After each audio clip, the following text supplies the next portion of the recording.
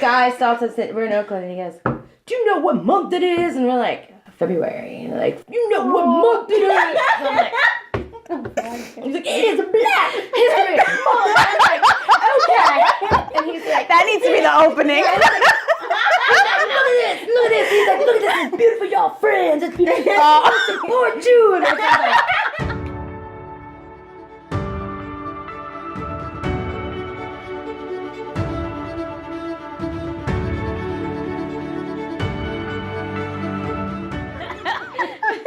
I'm not going to say a name. All right, ready? Okay. Welcome back to the Empowering Hope podcast. We are here with Ebony and Felicia, and I'm Lauren Boothby, and I'm so excited to... I'm messing this up. "You're great. I messed it up. All right, let me start again. We are here this week with the lovely Ebony and Felicia. Hello. My name's Lauren Boothby, and just so you guys know, you can follow us on Instagram, you can find us on Facebook, and if you're wanting to check out any of our other podcasts, check out these links below. Was that good? No, I should have kept going, but the links just keep going. Okay. Okay. That's good. I'm so excited to be back with my work friends, my former work friends. Look at, just do that. We used to work together.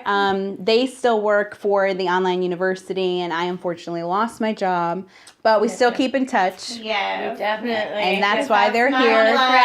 Thank God we're together on this texting thread. Texting thread. It's a little exciting. And I'm so glad that they are a part of this conversation tonight, a very important conversation about race.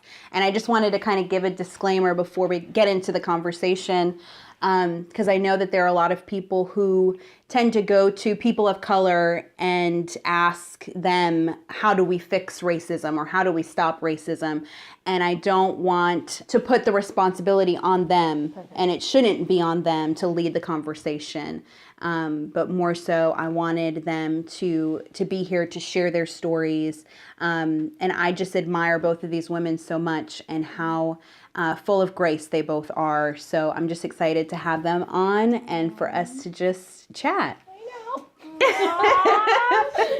know. So sweet. Oh, I love you guys. I love you. I'm excited to be here. I feel special right now. I know. I know, and I feel like we already kind of had the podcast in the car on the way here. Well, that's when I thought it was an audio situation. Felicia Wasn't thought ready for the camera. we had to get camera ready. But here we are, and just to kind of jump into things, just kind of share a little bit about, I know you had gone into kind of growing up, just kind of go back a little bit for us and share about, what it was like growing up for the both of you. You want me to go first? Oh, it doesn't matter. Well, I kind of came from a very diverse background.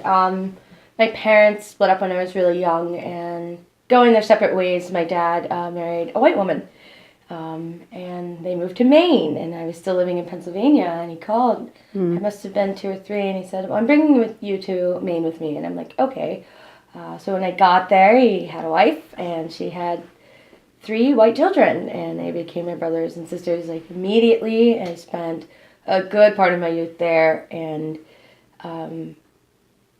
it got really hard when I got to school and I started to notice that I was different than everyone.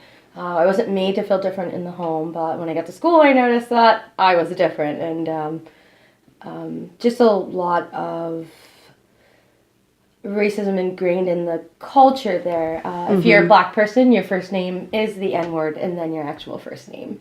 A guy named Pat, his name is... Can I say the word? Can I say that? Girl, just say His name is Nigger Pat. Pat. Yeah, his name is Nigger Pat, and I wonder often if... Because my dad still lives there, I wonder if his name is Nigger Derek sometimes. And how many times I was Nigger Ebony. Just by default, and it's accepted. I mean, that's how they know who he is, so... Gosh. Pretty. Well, my upbringing was a little different. I grew up in what some people would call the hood. And so I didn't really see outside of school any faces that were different than mine. Oh, wow. And in my family, I was telling them earlier, there's like super pro the cause. So, so it was not uncommon to see Martin Luther King Jr.'s speech, englazed on the wall, or African masks, or, we were very enriched in our culture. And it's so interesting because I was so enmeshed in that when I went to college, Slippery Rock University was my first experience with predominantly whites. I actually had a panic attack at orientation. I'll never forget it. And I had to call my mom. I was like, Mom, I've just never seen it. I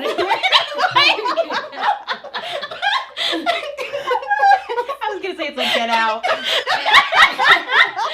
And it didn't help that they had us watch, what's that movie about the black kids in college? Higher Learning. That's awful. Have you seen I've Higher not Learning? seen that. Higher Learning. Higher Learning is a movie where these black kids and white kids are at a college, and they're just trying to figure out their identity, right, and their lifestyle. And this one white kid kind of takes it to the extreme, and he goes killing the black kids. He has like an M16 or something crazy gun, like shoots up the college. Exactly. It's pretty intense. It is. Yeah. And so they let us watch this at the Black Action Society meeting prior to going out. They're like, okay, well that's college. Have fun and let's go to. That was an awful choice. It was a terrible introduction, but for someone horrible. so I was nervous for a long time. And Slippery Rock University and the area itself, I mean, there were times where we couldn't go to class because there were threats of people threatening to shoot black people on campus. Wow. So, I mean, and So that was was it a predominantly white town as well? So I actually lived not far. I grew up not far from Slippery Rock. I don't want you to think that my family was all like blended all my life. My mom is from the hood, probably still living in the hood. And so I have a lot of very, very real black experience. You know what I mean? Like I'm a black woman. I'll never forget that. Yeah. But when I was young, I mean, when you're 2 and 3, you don't know. You're not like I'm black and you're white, and we don't walk around doing that as children. No. And so to have that identity, but Slippery Rock, yes, not too far from my hometown. We were factionalized. We had rich white, and then there was all the urban. We were all in the middle, in the middle. And so Slippery Rock was one of out by Laurel Township, where they have tractor day at school. So just to give you an idea, they drive their tractors. So I really believe you. I remember that. Yeah, I believe you when when they you have say it they on the shut news. My down mom would campus. call and say, That's intense. "Don't go to class today," and I'm like, "Okay, I won't." So you were there all 4 years, or? All 4 years, yeah. Oh my gosh. I personally never had issues. But were you scared though? Were you? Initially, yeah. Well, after that movie, I was. Well, but sure. then you start to know people, and what then you understand is that it's not the whole group. You know what I mean? How we do that? We say this group. It's not. Right. It's different individuals within the group who've lived a lifestyle, and now as adults are either chosen to accept that learning and live their life. And adopt it and moving forward. And the difficult part, I think we discussed, is how to understand the subtle nuances of racism. Yeah. Especially in the northern part. Right. We kind of touched on this in the car while we were driving over here. I was telling them I'm experiencing certain situations at my current job where I've heard a lot of I'll say ignorant and racist remarks. And I was telling them it always surprises me here in Pittsburgh to hear those things because we're in the north, so to speak. In the south, you more expect it. And then I think it was Felicia that brought up the point that up here it's subtle, which almost makes it more evil. Yeah, it's deceptive. I sometimes, so my boyfriend's white, obviously. My boyfriend, well, not obviously. It was a joke. Black. He is actually. So I'll tell you the dynamic here. So we always say, "Hey, babe, if you want something done, I call on the phone." Well, I call on the phone, and he walks in person. It works out good. And that, I mean, it's a bad joke, but it's really true. They think that, hi, it's me, and then he walks in, he's all tall and white, and he's like, "What's up?" Gotcha there. But yeah, I completely forgot what I was going to say. But yeah, so it's very subtle, such as an eyebrow raise. I'll turn my back to you.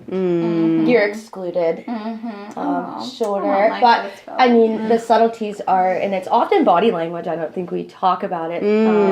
Oftentimes body language. I am well versed in the subtleties of racism because in the hometown when I was younger, living in that. Nobody was like, "Oh, you're black. Yeah, you're black. You're a black kid." It was more like, "She can't play," or "We're not going to go over there.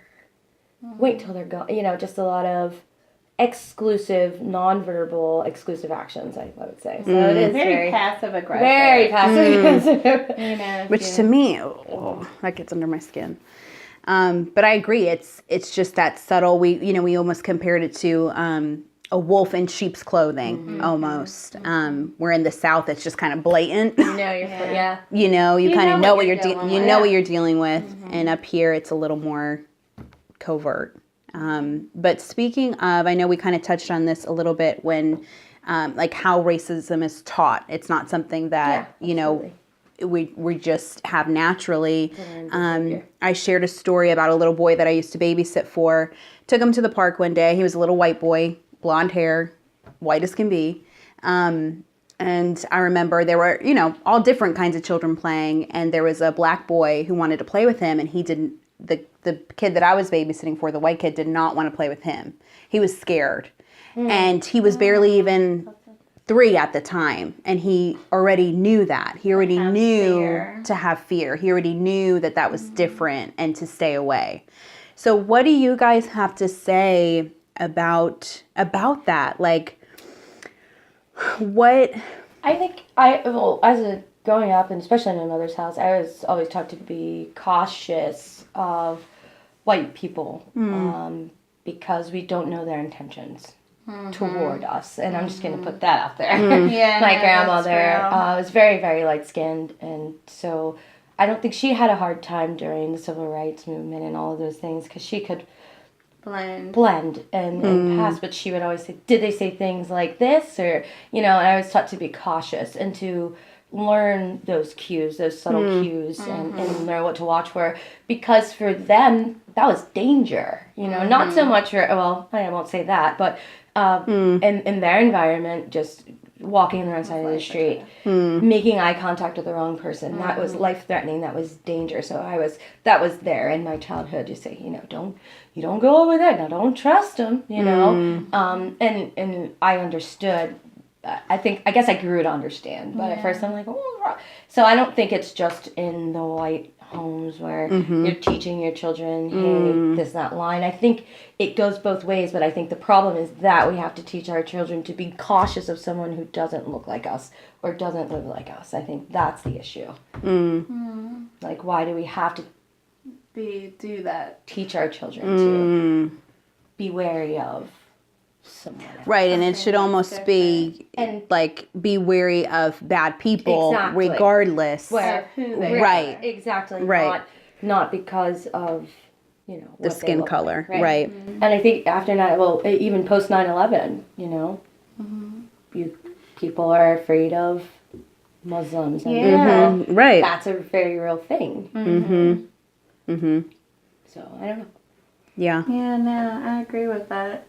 And to me, it perpetuates those stereotypes. When you start at such a young age, then when you hear the news story of a young black man getting murdered by a cop, or you hear the news story of, somebody, going in and shooting and killing up a mosque, it desensitizes you because you almost start to think, well, I mean, we knew he was dangerous. Or, well, there were those subtle things. Yep. Yeah. Stickers on my car.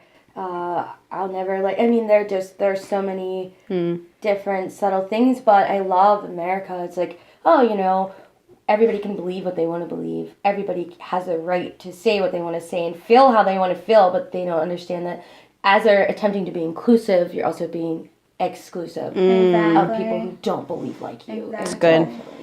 That's good. Yeah, and then you're just building on that. There was a study done, and I wish I would have looked it up. Where are your references? That's okay. I don't have my ABA.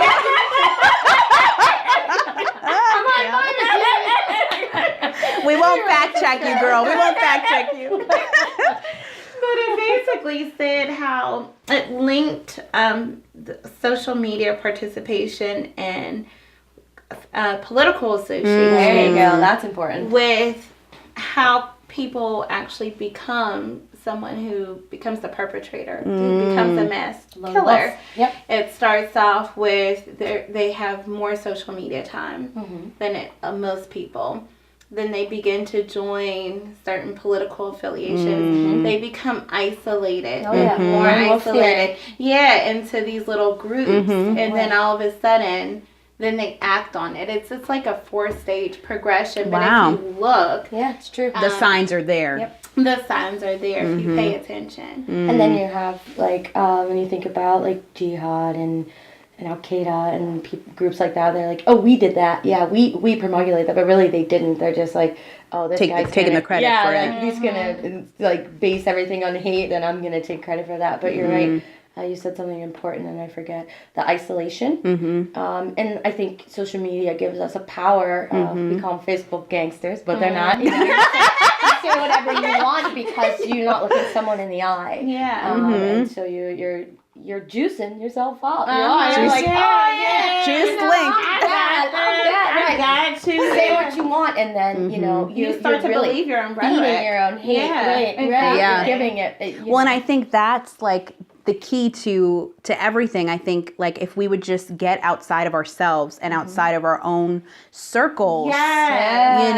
Step and across cross the I line. didn't have a choice to cross the line. I had to cross the line. born into Yeah. Well, right. I mean, literally. Like, and it was a great education for me because I learned that people are people, and people are nice people, and then there are people who aren't nice. But I don't think that without that, I probably would have been someone completely different. I don't think so. Your heart is your heart. No, I mean completely different, as in the experiences that I've had in college. I had two friends. They were white girls, and they were my best friends. Like, and they weren't. But I always found that other black women didn't like me.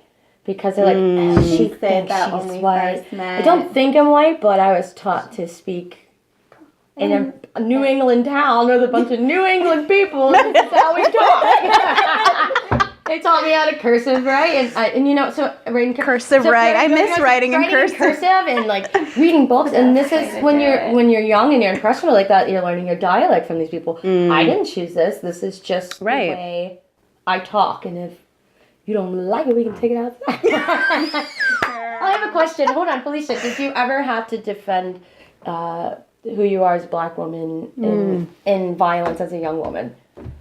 And violence? Yeah, did you ever have to get into a fight because someone didn't like the fact that you were black? No, because I grew up with. That's right. So your school was predominantly black. That's There wasn't a mix. It was. There wasn't one. Not really until I went to the Creative and Performing Arts High School, right? And then, the high school, more so that than the middle school. But we were all inner city kids. And we were all a little special anyway. So that's different. I don't remember having any of those moments really until college. But even then, I don't really remember. I just remember, I guess maybe this like we discussed, the little subtleties here and there. I wish I could recall an incident. I'm just seeing faces right now in my mind, and I'm getting upset. Thinking about Oh, no. But, one instance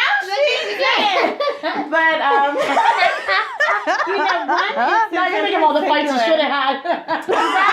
I should have said this. I should have done this. But never having No violence? No, Well, not I about. I can't see the you racist fighting, though. energy. You're a you're not a lover, not a fighter. fighter. What I thought was interesting was when, and this is gonna sound crazy, I'm almost ashamed to say this, but all my friends, my whole life, were black. And when I went to college, I got a white friend named Chrissy. How was that? And I went, It's like a typical white girl name. With a Y in it. yeah. And I told my mom, I was like, oh my gosh, Mom, you know, my white friend Christina. And one day my mom said to me, she was like, she's not your white friend. She's just your friend. She's just Aw. your friend. And Aww. I was like, oh my gosh, She like, is. why am I calling her Yeah. my white friend? But then I would have been upset if I knew she was calling me her Yeah. black friend. Exactly. You certainly would have. And I think that's really important to say. That makes a great point. Like, my friends were never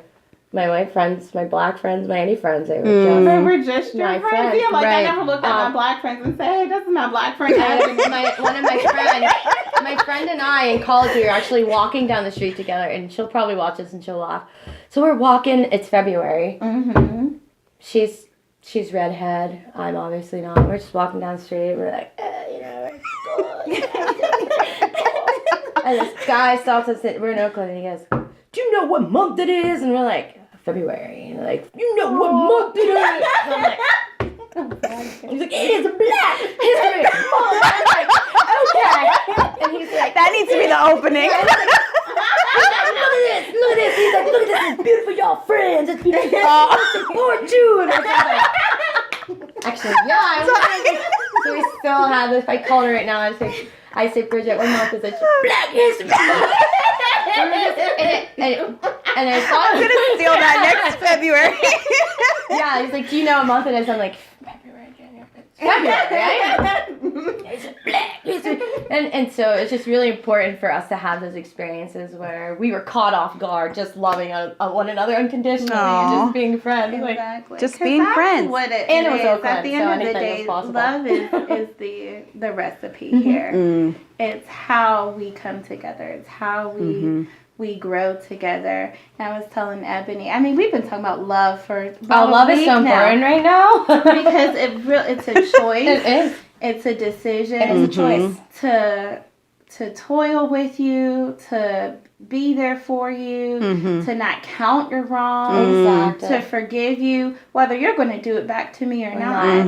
You know, Not for and, reciprocation. That's right. yeah, not for reciprocation, but unconditional. And when we look at our Lord and Savior, how He just walked, and I was just reading. Bring us to church, girl. About His love. You know, He wasn't a respecter of persons. He Pretty much. He loved on women at a time when people just ignored women. You know what I mean? He loved on lepers when, I mean, they were shunned. You know, and what if we embodied that? I was reading. Well, you do. You both do. Well, she well, definitely thank you. does. I think she's like, I'm like, Felicia, sometimes I'm in awe of the things that she misses that I catch, and I catch it because I'm on the defense. You know, I had to fight because I was black.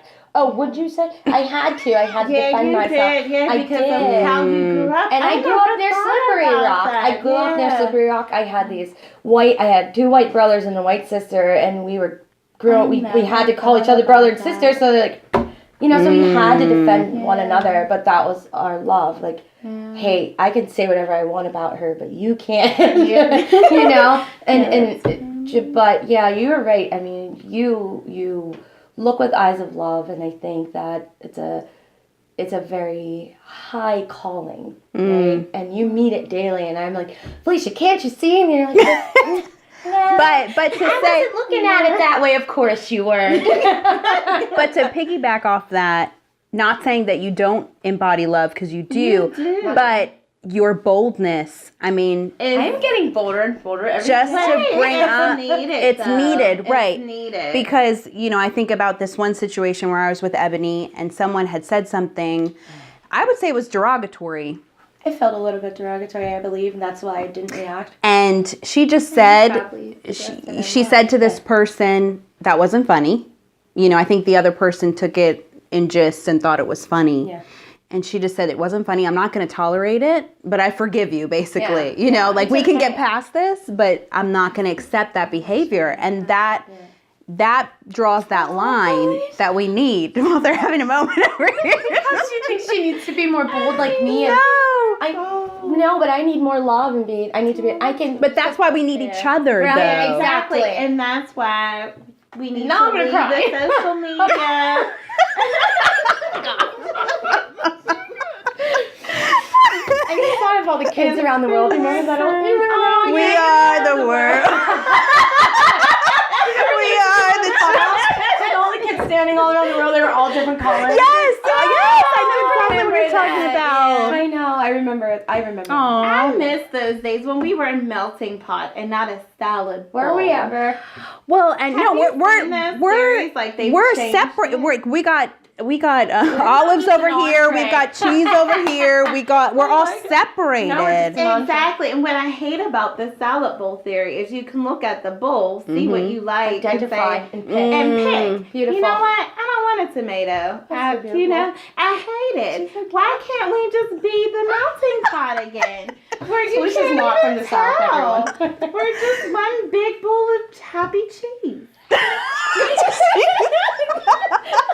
So do you guys realize that I can sit next to this woman all day at work? And this is her Lord, I'm just like, did she just say that? wait. This is Felicia. Lord, make us cheese soup.